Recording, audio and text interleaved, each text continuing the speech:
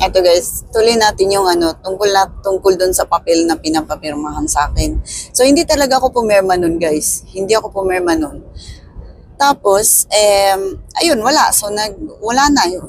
Uminto na rin yung asawa ko sa kakukulit nun. Pero mga ilang araw din talaga ako kinukulit niya nun. Pero wala, hindi talaga ako pumirma. So, ngayon, sa katagalan guys, marami din akong nakausap na mga Pilipina. Meron din silang na-experience na ganyan. May iba na pumirma, may iba din na hindi talaga pumirma. Yung sabi naman ng mga pumirma na okay lang naman daw kasi nga syempre sa kanila nga din naman kasi nga dito guys syempre tayo matatakot kasi nga hindi tayo sanay na sa Pilipinas kasi na talagang mag-asawa tayo na gano'n na. Dito kasi pagkahiwalay-hiwalay, yun ang iniisip kasi nila guys na baka yun daw ang isa sa mga rason nila kung bakit gusto nilang magpapirma ng ganun kasi nga marami na nangyayari na magkasama lang saglit tapos maghiwalay tapos pati pa yung mga properties nila na nahati na totoo nga naman talaga pala.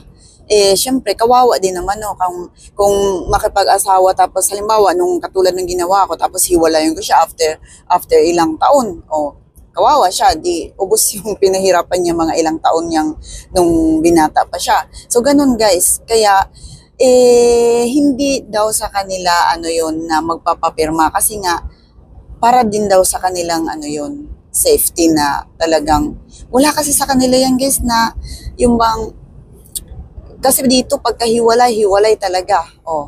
So, yun nga, madadama yung nila, kayamanan. Kaya ako noon, hindi talaga ako pumirma.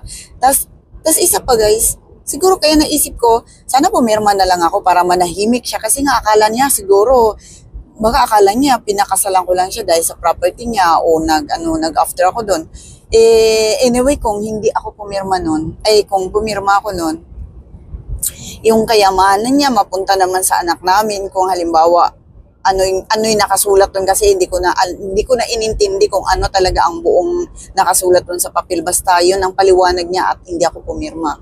Pero guys, kung sa akin lang, so ngayon sa naintindihan ko na sana pumirma ako para wala siyang iniisip na nag-after lang siguro ako sa property niya, ganon.